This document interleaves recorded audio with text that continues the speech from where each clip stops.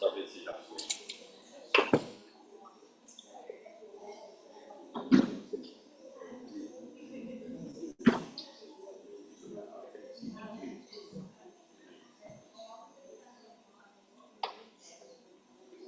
Boa noite, meus irmãos, irmãs, que a paz de Jesus esteja com todos nós. Hoje é o nosso dia do Pinga-Fogo e temos aqui algumas perguntas, né? E também aquelas pessoas que queiram perguntar daí também, sintam-se à vontade. Então vamos começar a noite de hoje com o livro Pão Nosso, Francisco Cândido Xavier, pelo Espírito de Emmanuel, capítulo 61, o homem com Jesus. Regozijai-vos sempre no Senhor. Outra vez, digo, regozijai-vos. Paulo, em Filipenses, capítulo 4, versículo 4. Com Jesus, ergue-se o homem, da treva à luz, da inércia ao serviço, da ignorância à sabedoria, do instinto à razão, da força ao direito, do egoísmo à fraternidade, da tirania à compaixão, da violência ao entendimento, do ódio ao amor, da posse mentirosa à procura dos bens imperecíveis, da conquista sanguinolenta à renúncia edificante, da exorção à justiça, da dureza à piedade, da palavra vazia ao verbo criador, da monstruosidade à beleza, do vício à virtude, do desequilíbrio à harmonia, da aflição ao contentamento, do pântano ao monte, do lodo à glória. Homem, meu irmão, regozijemo-nos em plena luta redentora. Que píncaros de angelitude poderemos alcançar se nos consagrarmos realmente ao divino amigo que desceu e se humilhou por nós. Uma mensagem muito esclarecedora e dá exatamente todas as vantagens que nós podemos ter em confiar em Jesus, né? Porque Jesus é o nosso mestre, a nossa referência, não é simplesmente por palavras, é por atitude. Qualquer dúvida que tenhamos em nossas vidas, temos que colocar a seguinte pergunta, fazer a seguinte pergunta a nós mesmos. O que Jesus faria se estivesse aqui? Qual atitude, qual pensamento, qual a palavra ele iria falar para mim? Diante desse cenário, lembrando sempre que a dor é amiga. A dor não significa sofrimento. Sofrimento é uma posição nossa perante a dor. É uma escolha. Então a dor sempre nos ensina. E Jesus foi o exemplo maior nas nossas vidas, que representa para nós um sacrifício em prol de algo muito maior, porque o reino dele não era desse mundo. Então vamos, envolvidos por essa linda lição, né? Fazer a nossa prece. Tem alguém pela primeira vez aqui na casa? Não? Lembrando sempre para colocar o celular em modo silencioso, para que a gente possa trabalhar na concentração do nosso estudo. E aí, Senhor Jesus, só temos que agradecer a oportunidade de mais uma noite estarmos aqui presentes. Que na noite de hoje, os amigos espirituais possam estar conosco, nos envolvendo e nos intuindo na melhor palavra. Que a noite de hoje possa responder todas as nossas perguntas, nossas dúvidas, perante a vida e perante a Ti. Portanto, Mestre, fique conosco hoje e sempre, graças a Deus. Então, como foi dito, na noite de hoje a gente vai fazer aquele pinga-fogo, E que, vou chamar aqui meu companheiro, meu irmão aí, Valdemir, que fará comigo aí a dupla dinâmica no pinga-fogo dele. Bem?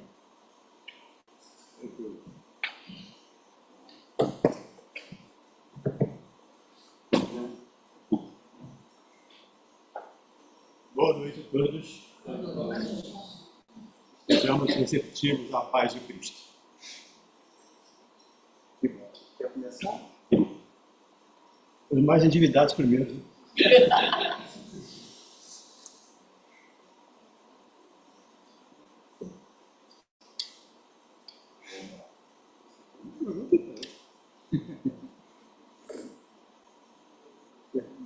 Por que os animais precisam sofrer se eles não têm discernimento e se não cometeram erros anteriormente? Onde está a justiça de colher semente que se planta se eles não plantaram nada? E quem não plantaram nada, nada ruim. E ainda assim precisam sofrer. Isso é um equívoco na questão, no entendimento da questão. Animal não sofre. Animal sente dor. O sofrimento é moral. O Wagner acabou de dizer, nós sentimos dor e podemos sofrer em função da dor. Mas não é obrigatório que eu sofra em função da dor. Tem um livro da Dona Joana que ela nos afirma que a dor do bruto e a dor do esteta são completamente diferentes. O esteta não sofre. O bruto sofre muito com qualquer dor. O animal não sofre. O animal aprende com a dor. Mas sofrer, não. Sofrimento é moral. A dor, todos encarnados, todos orgânicos, seres orgânicos, animais, obviamente, todos os animais sofrem. Os racionais e os irracionais. Mas o sofrimento, não. O animal não sofre. Assim entendemos. Se quiser complementar, fique à vontade. É isso aí, né, Valdemir? A gente personifica muito os animais, colocamos sempre os animais como seres humanos, né? A gente até fala, eles são meus filhos, né? Com certeza, né, o carinho, o amor que a gente se dedica a eles, mas a nível espiritual, o animal, ele não sofre. Ele chora porque sente dor e dá uma impressão de sofrimento para nós. Mas ele, como o Valdemir falou, o sofrimento é moral, como nós falamos sempre aqui na nossa casa. A dor, ela vem, mas o sofrimento para nós é opcional. Eu posso receber a dor e entender que aquela dor ela é boa para mim. Ou eu entrar numa situação totalmente catastrófica, né? Desesperadora. Sim.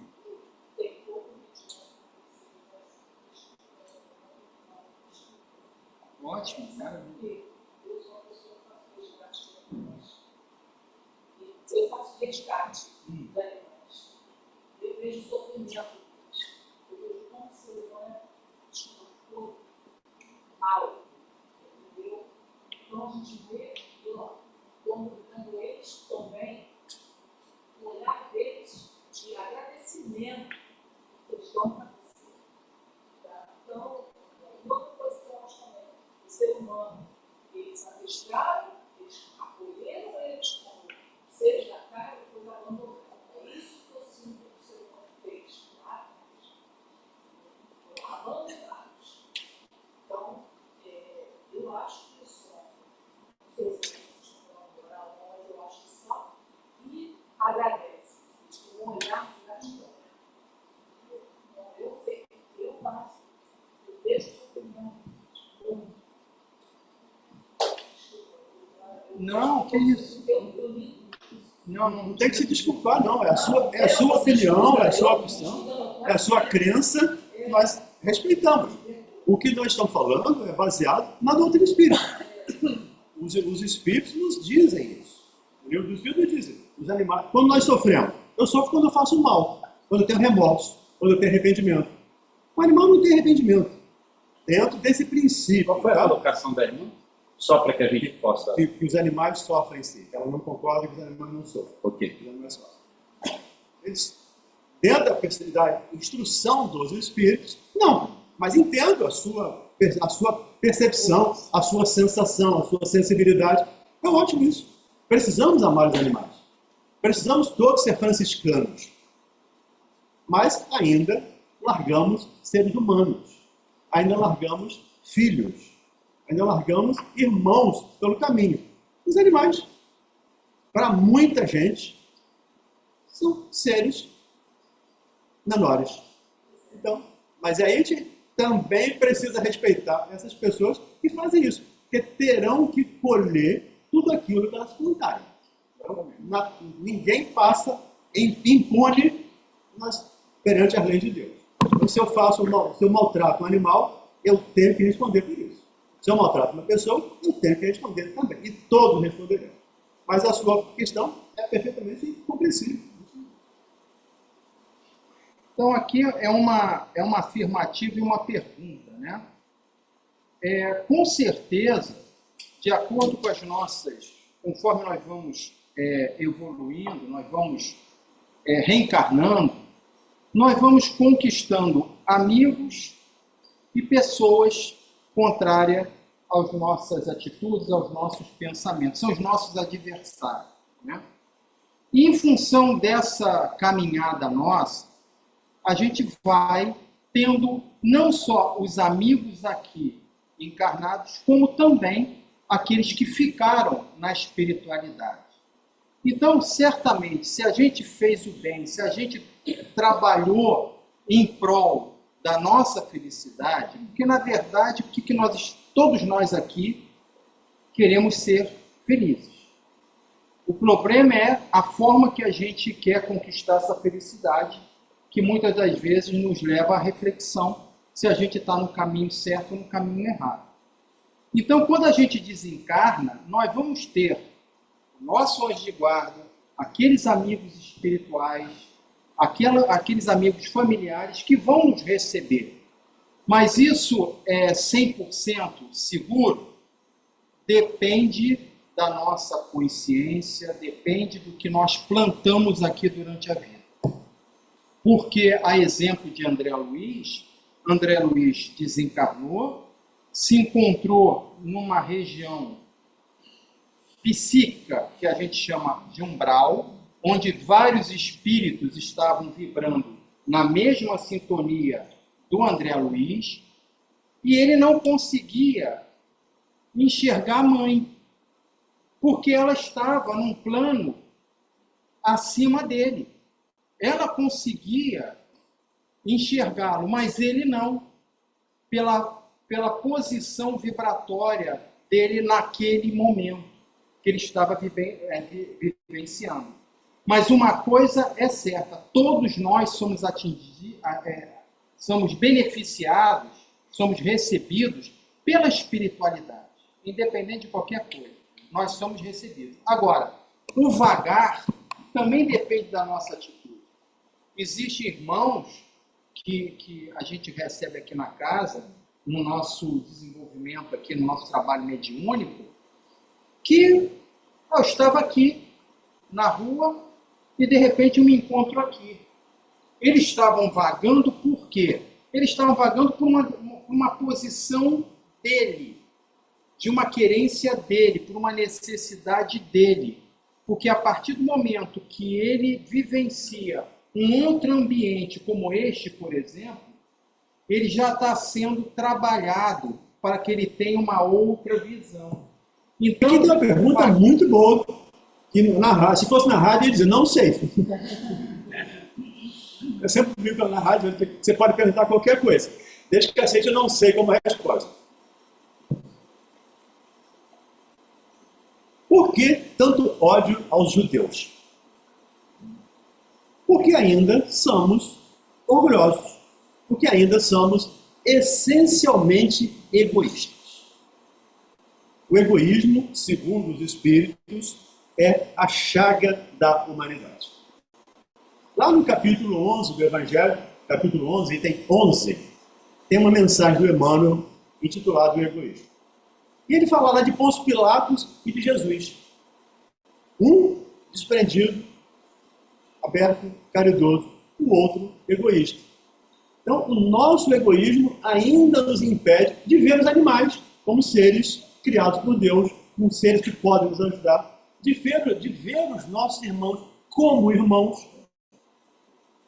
Me permita aqui lembrar uma historinha do Chico Xavier.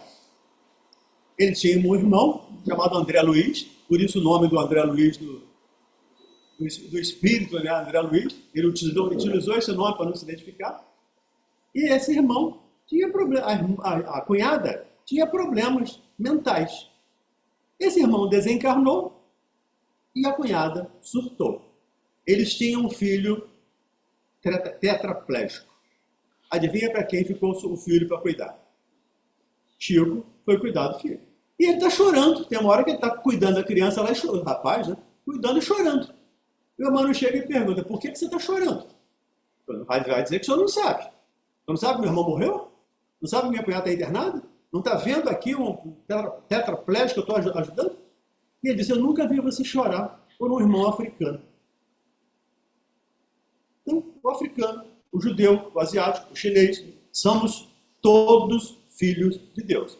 E deveríamos nos olhar com esse olhar de irmão. Mas ainda olhamos egoisticamente. Esse é meu adversário. Nós não falamos publicamente. Mas quem de nós aqui não gostaria de eliminar alguns adversários? Honestamente. Vários. Vários. É essa a situação. Os nossos irmãos árabes têm uma briga muito grande com os judeus há séculos, há milênios. Essa briga existe. Não acabou ainda. E vai demorar algum tempo. Uma coisa a gente pode dizer, afirmar. Essas pessoas que sofrem, inclusive os que morreram lá no 7 de outubro, não são inocentes. Não são só inocentes. Não são só vítimas. Também já foram algozes. Como todos nós aqui, já fomos vítimas e já fomos algozes. Precisamos aprender a deixar de ser algoz. É melhor ser vítima do que ser algoz. É melhor morrer do que matar. E diz Francisco, olha, é amando que se é amado. Né? Então, é preciso a gente aprender a viver. E eu entendo que o ódio dos judeus, aos judeus, essencialmente está no nosso egoísmo ainda. Ainda estamos caminhando, lentamente, mas estamos caminhando para não desejar eliminar aqueles nossos adversários. Aquele que desviou a merenda escolar, né? A gente chega assim, pô, desviou a merenda escolar, aquele do dinheiro do hospital, e a gente dá vontade de ir lá e apertar o pescoço. Precisamos olhar aquele irmão adoecido.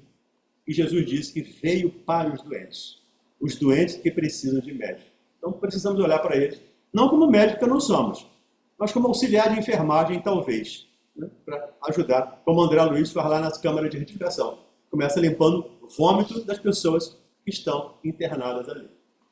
Entendo assim.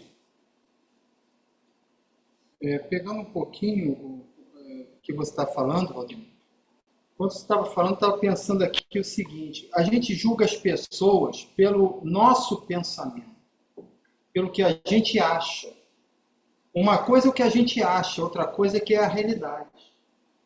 Então, como o Valdemir falou, né, não importa se é judeu, se é chinês, se é japonês, se é muçulmano, não importa. Eles trazem uma cultura milenar. Eles trazem um costume que todos nós devemos respeitar.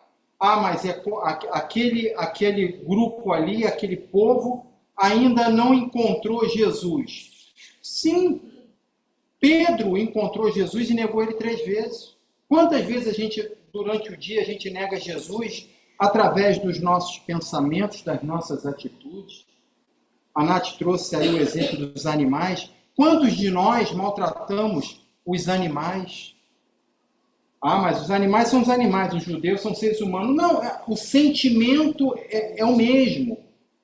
É aquilo que Chico Xavier falou. Matar barata depende do que você está trazendo dentro de você. Ou você faz isso, ou você simplesmente mata por uma questão de higiene, uma questão sanitária.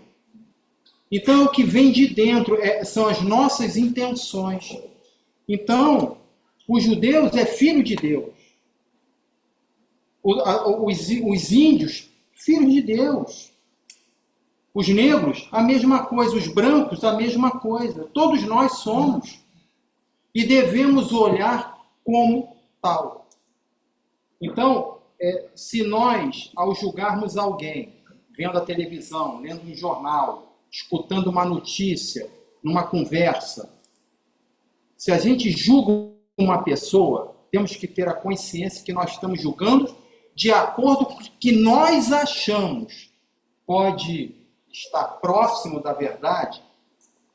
Geralmente, quando a gente julga por maldade, não é nada bom, né? Não é nada trazido do coração.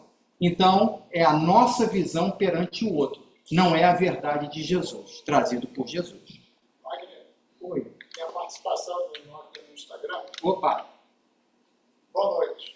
Gostaria de uma ajuda para entender melhor a condição das pessoas com Alzheimer ou demência. Tenho duas perguntas sobre esse assunto. A primeira, enquanto vivas, poderíamos dizer que as pessoas que estão com Alzheimer ou demência estão vivendo a experiência do umbral devido à desorientação, alucinações e esquecimentos? Depois vem a segunda.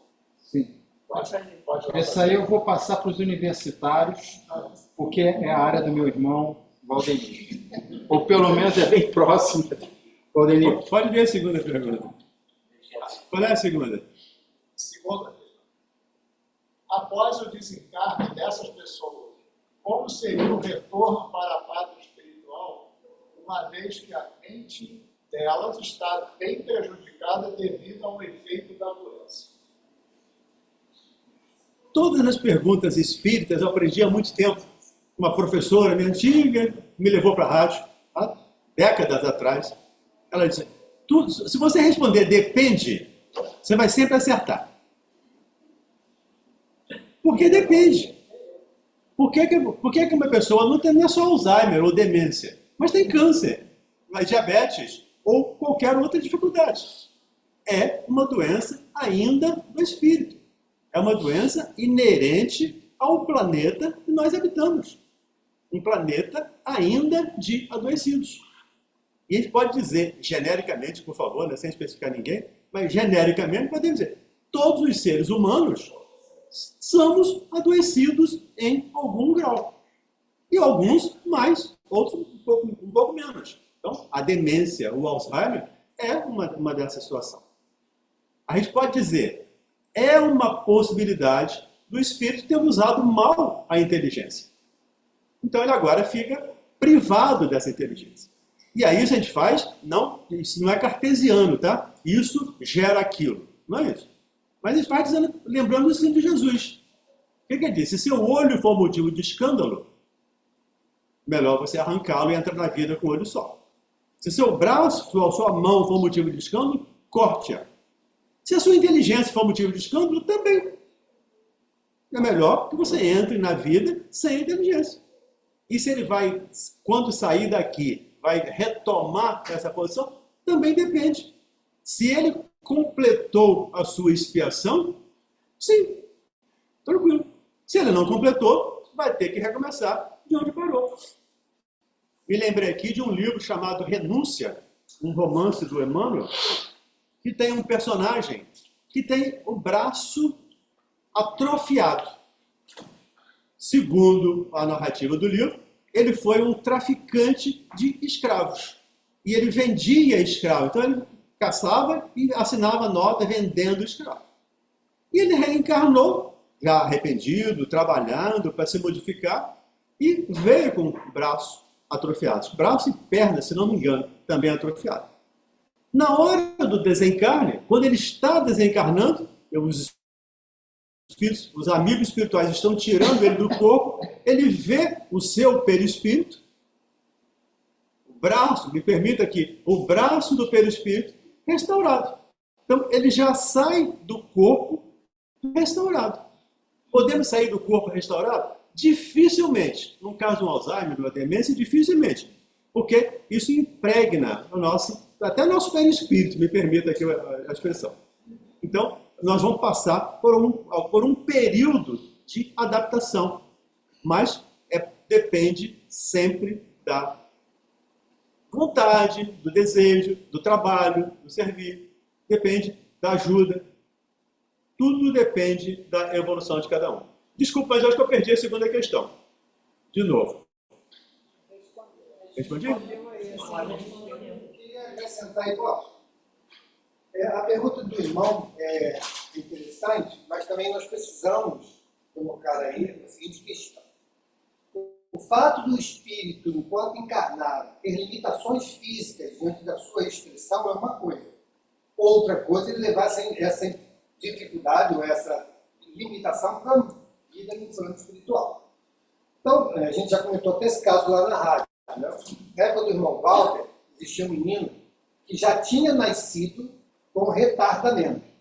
Né? Ele cresceu, a vida dele toda foi assim.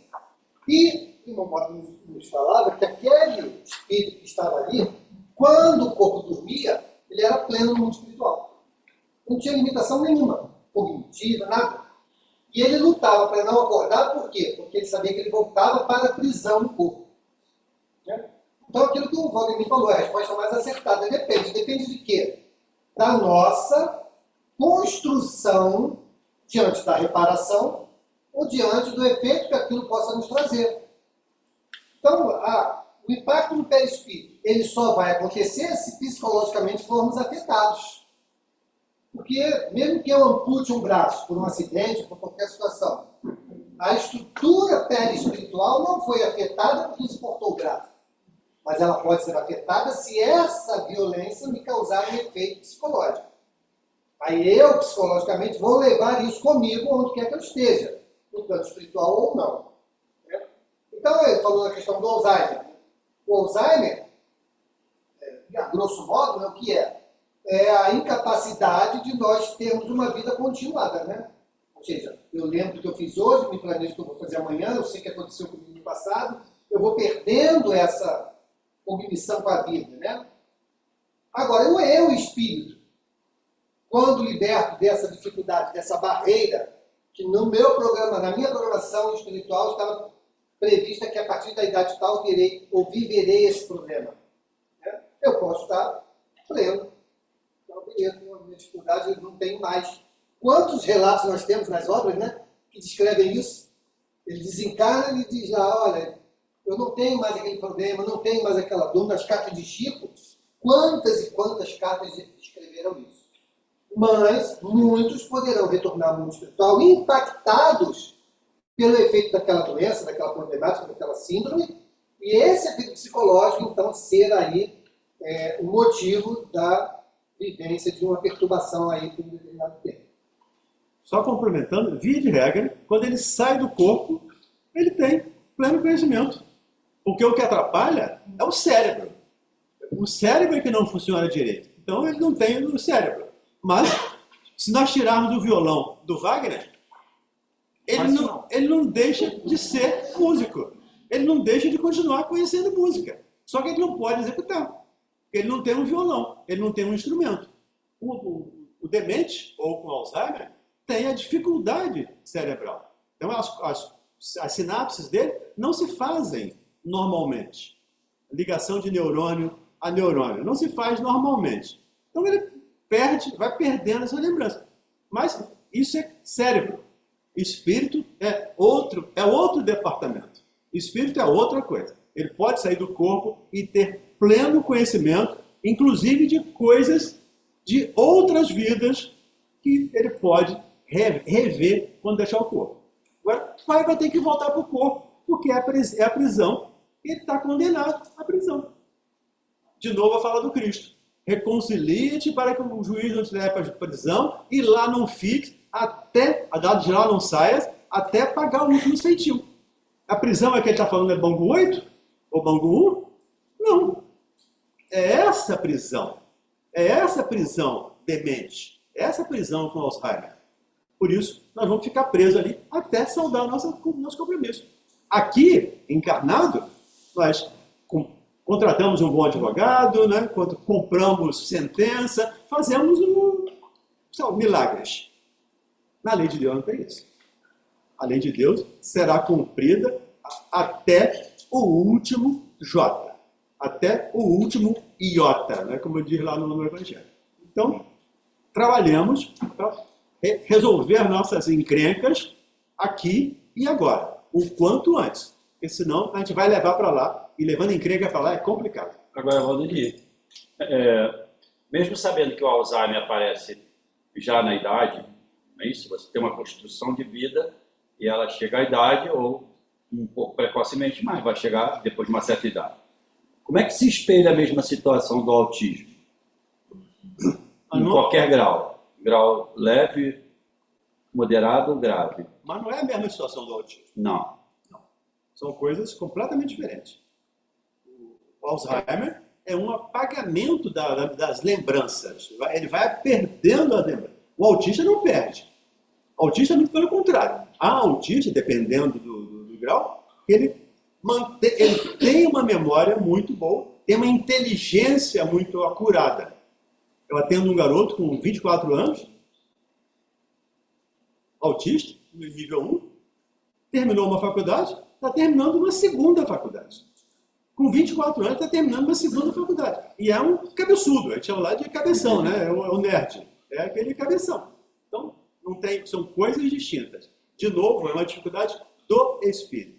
O autista tem dificuldade de se relacionar, de toque, de falar, de abraçar, de beijar, de conversar, de ter barulho muito alto. A etiquetazinha da camisa aqui por dentro, arranhando, incomoda pra caramba. Então ele tem uma série de dificuldades, mas não tem nada a ver com Alzheimer, são coisas distintas.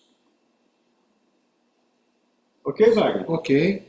Só para falar um pouco de um cidadão que é autista e todos nós conhecemos muito bem, o Lionel Messi. Lionel Messi é autista e eu não preciso descrever quem é o Lionel Messi, né? Então... tem um grau de autismo, mas baixo, né? Com certeza. Dentro dessa classificação aí, 1, 2, 3, ele está no nível 1. Né? Porque ele se relaciona, ele tem filhos. Então, normal, né? É normal. Beleza.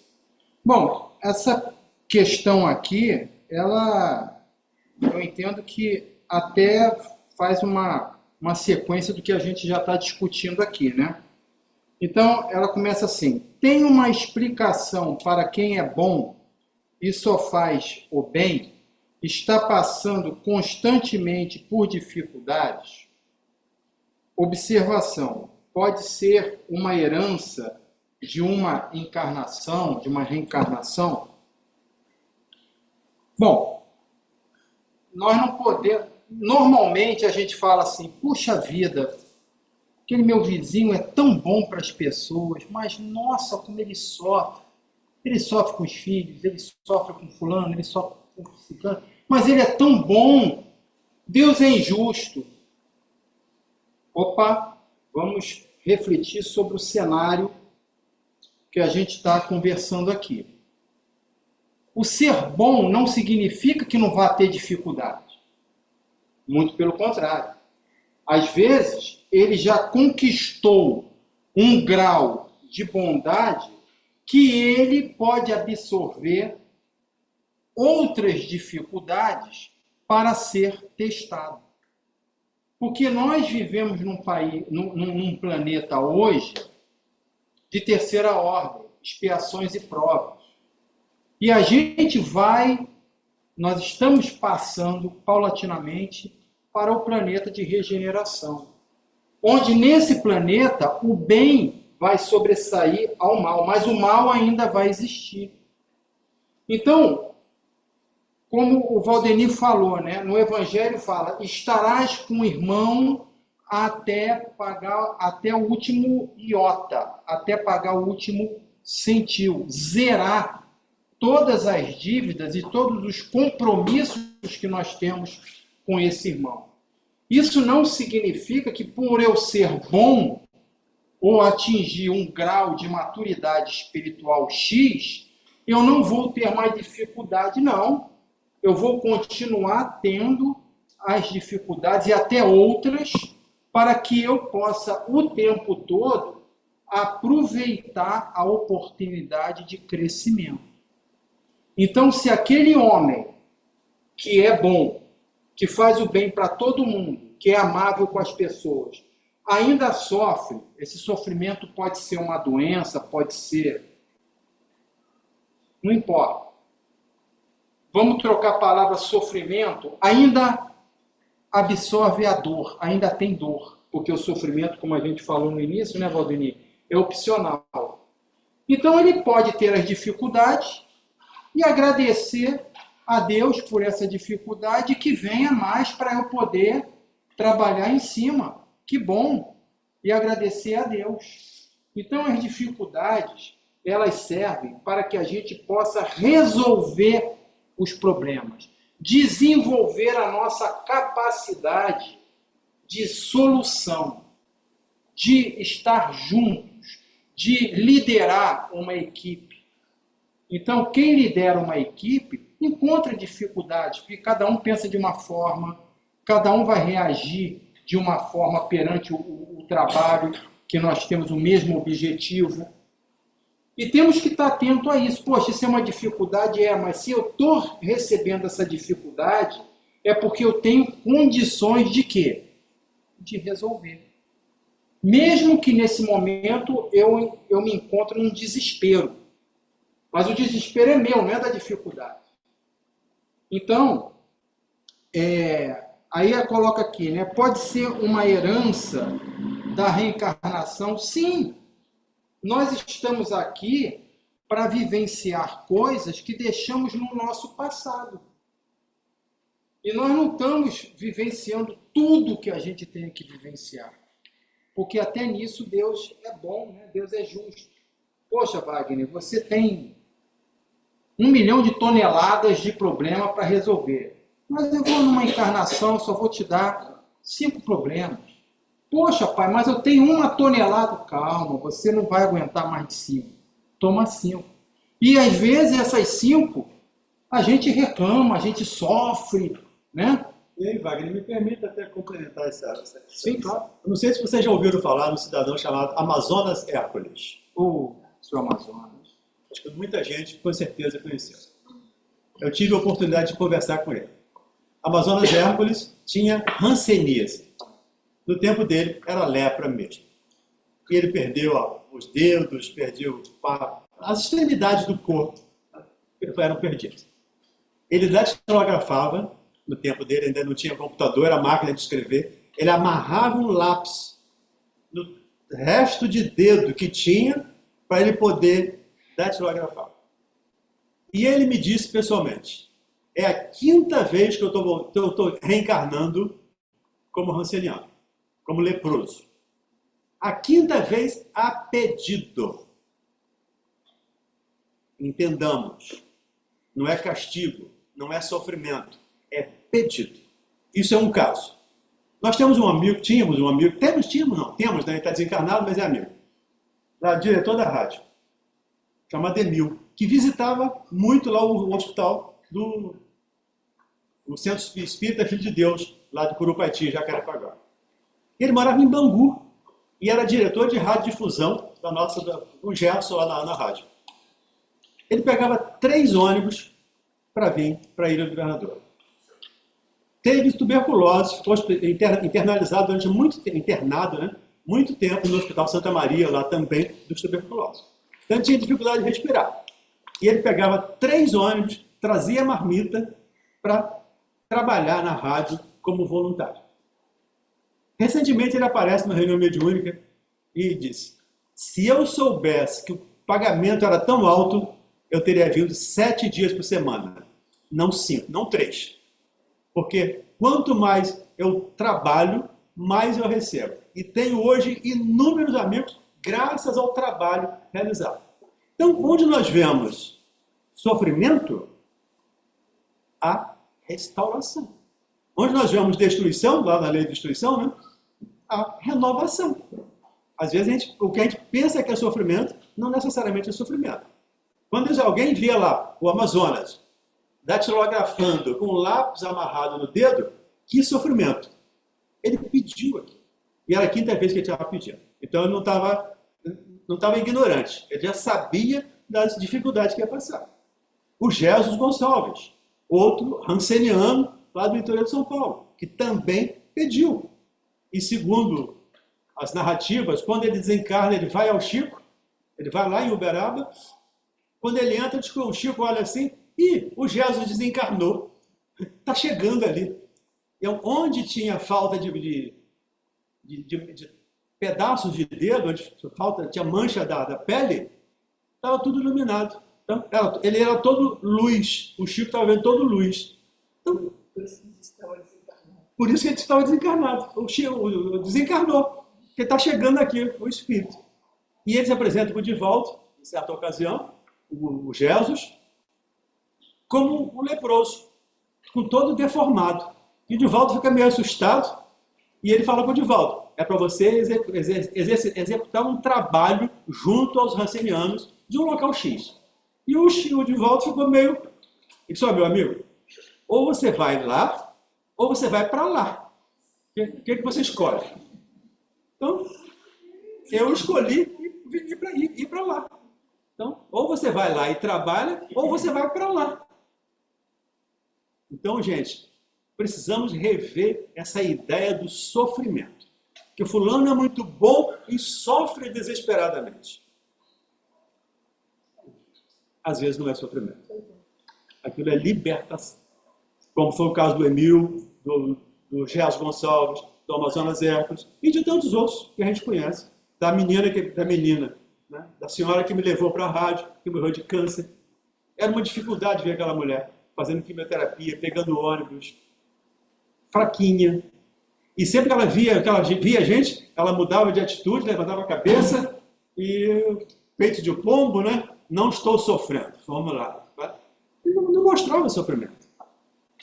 Precisamos rever esses nossos conceitos ou preconceitos a respeito do sofrimento. Perfeito. E tem uma pergunta aqui, agora seria a minha vez, né? Sim. Todos os espíritos podem ler pensamentos? Vamos botar essa pergunta para vocês?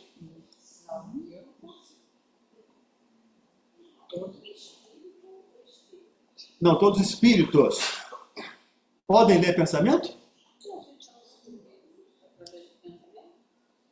Mas você pode ler todo espírito pode ler o meu pensamento? Depende. Essa é a resposta certa. Essa é a resposta certa. Depende. Nem todo espírito tem essa capacidade. A Dulce diz, eu não posso. Ela é espírito. Meu encarnado é o espírito. Eu não posso. E muitos desencarnados que estão aqui nem sabem que desencarnaram. Como é que eles vão ler meu pensamento? Eles não conseguem escutar nem a voz do espírito. André Luiz lá no umbral, ouvia a mãe dele? Não. Ouviu o Clarencio? Não. Foi preciso 8 anos de depuração. Aí a gente pode dizer, 8 anos de sofrimento. Não, 8 anos de depuração. Para um dia ele poder, minha mãe me ensinou a fazer uma prece. Ele vai fazer a prece e abre a possibilidade de receber a ajuda que esteve ao lado dele o tempo inteiro. Por isso aquela pergunta também, os amigos espirituais vão receber, os outros ou ficam vagando. Depende, né? Depende, de novo, depende da situação de cada um de nós. Diga aí, Wagner. Não, é isso aí. Não, é isso aí. Não, É uma outra pergunta. É outra pergunta. Quem é o mentor espiritual do SEAC? Poderia ser o mesmo da antiga casa espírita, a preservação da vida? Então vamos lá. quem é o mentor espiritual do CA? Que existem os trabalhadores espirituais aqui na nossa casa. Mauro, me ajuda aí se eu esquecer de alguém, tá? Que o nosso mentor, né? Nosso irmão valoroso, que, vamos dizer assim, que administra espiritualmente a casa como um todo, é o irmão Zygmunt. Esse é o nosso irmão maior. E existem outros trabalhadores, o irmão José, né? O Felipe, que todos conhecem, trabalha aqui na sala de saúde. Então, existem outros, né? O Crispiniano, que também realiza determinados trabalhos. A irmã Dolores, que é uma mentora nossa aqui da música, que nos orienta na parte da música. Então, cada atividade, a Celeste, irmã Celeste, que cuida da evangelização, né? Oi? O Ortiz, que cuida do trabalho da mesa mediúnica, ele que organiza quem é que vem, né? E, enfim, existe todo um planejamento, uma organização espiritual, né? Esse trabalho é bonito, é interessante, e é até fundamental a gente passar para vocês que todos os trabalhos aqui da casa existe uma direção, né, que a gente costuma, o Mauro coloca muito isso aqui, né? Nós não somos marionetes dos mentores espirituais, dos trabalhadores espirituais da casa.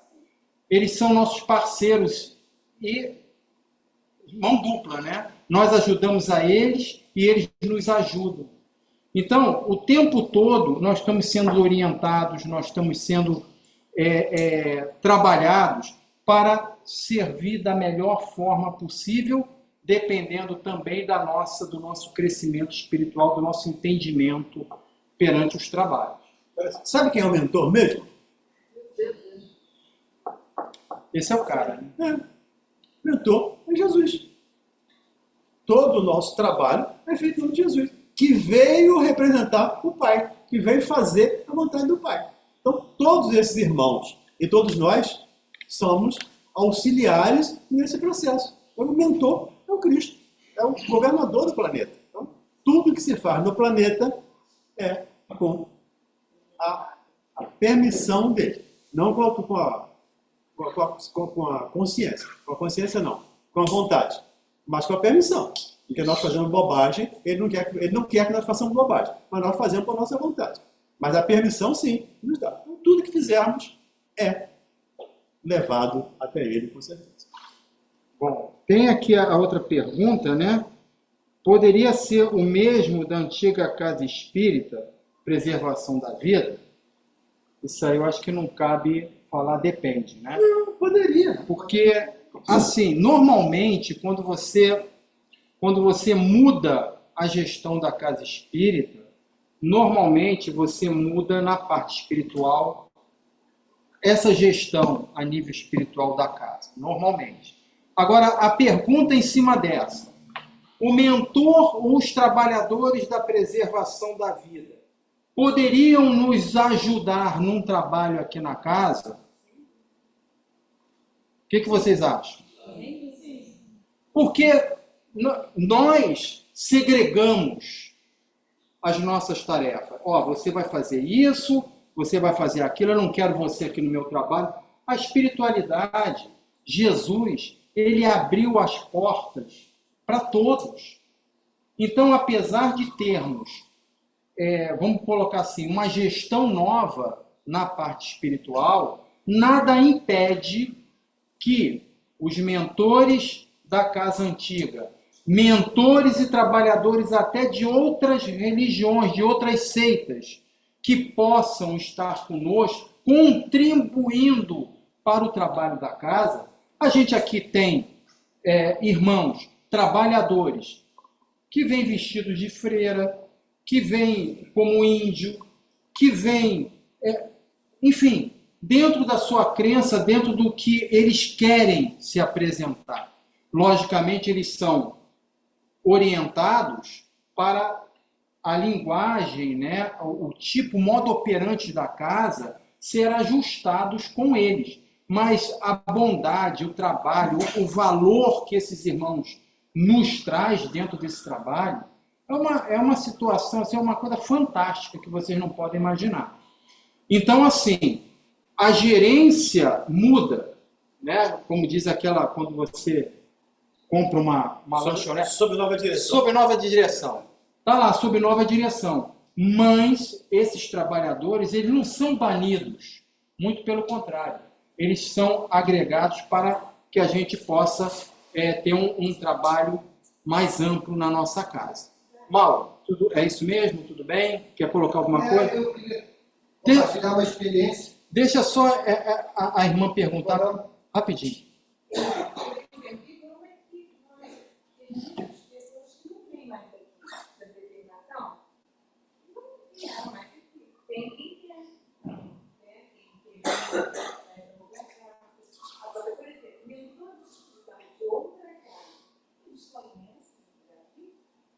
Provavelmente. Provável. Olha, eu tenho uma experiência disso, Mauro. Posso? Olha, Desculpa. vocês. Eu tenho. Nós fomos, eu e Mauro, principalmente, a gente dá, de vez em quando, uma palestra lá na agremiação Francisco de Paula, na Tijuca, na Rua dos Araújos. E a gente fez um trabalho lá de música, inclusive, e naquele trabalho, a médium da casa falou para a gente o seguinte: as espiritualidades se uniram, vibrando da mesma forma nesse trabalho que vocês trouxeram para cá.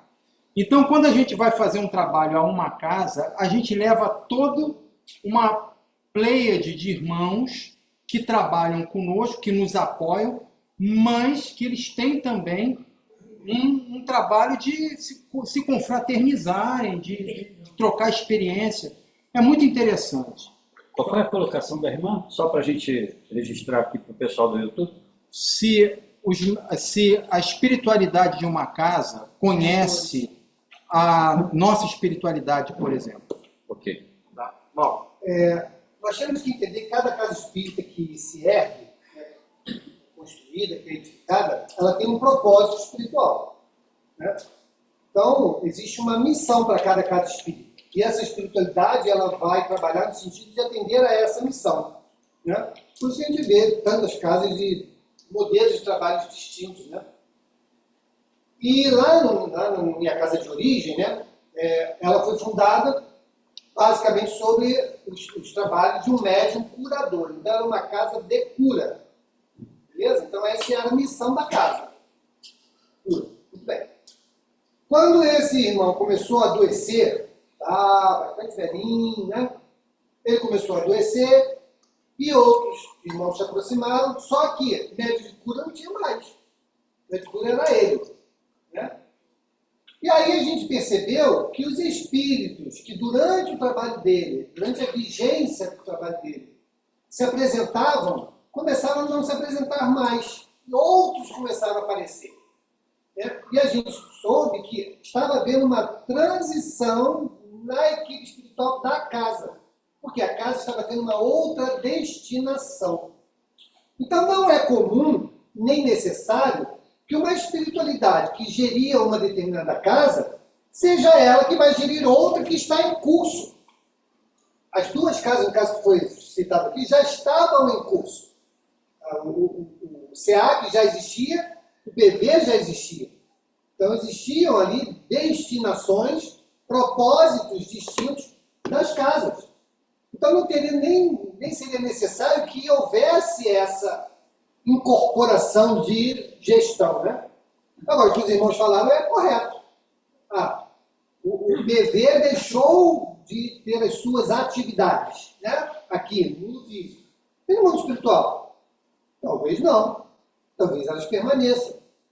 E, sob nova direção, né? Essa equipe espiritual vem, se agregam, outros que têm outros compromissos, né? Vão assumir outras funções, e aqueles que querem permanecer no trabalho, permanecem, são incorporados e o trabalho segue adiante. Quando o Lar da Prece, no centro que foi criado, lá em Cascadura, também de um grupo de amigos meus, foi lá para Itaboraí, eles compraram um terreno lá para fazer uma obra social lá, a equipe espiritual da casa falou assim, olha, esse lugar que vocês estão, vocês só vão fazer evangelho, não vão fazer mais nada durante 2 anos. Mas por quê? Porque aqui existe um grupo de espíritos e nós precisamos primeiro esclarecê-los, né, para que não haja nenhum conflito da presença no plano espiritual desses irmãos, nesse espaço que vocês querem fazer o trabalho.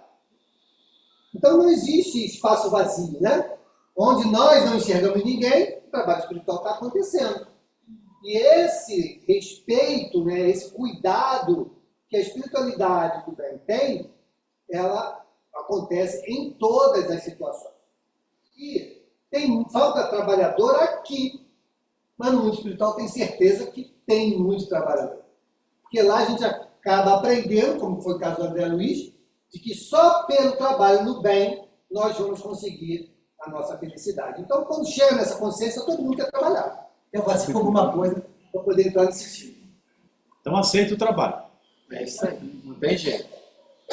Então é isso, né, irmão? Então chegamos ao nosso final. Caixinha rosa está aqui, por favor, durante esse tempo aí, vão fazendo as suas perguntas e vamos encher essa caixa. Essa caixa aqui só tem 3, né? 3 papeizinhos só. Então é isso, vamos então agora fazer a nossa prece de encerramento, primeira parte, né? Agradecendo a Deus por essa oportunidade de dividir principalmente o meu irmão Aldenir, essa tarefa do pinga-fogo, que é tão boa, tão gostosa, né? A gente traz à luz da doutrina todas as questões que muitas das vezes a gente não tem oportunidade de fazer, porque são outros temas a serem desenvolvidos na casa, mas, graças a Deus, temos essa oportunidade desse trabalho, dessa atividade que a gente chama de pinga-fogo.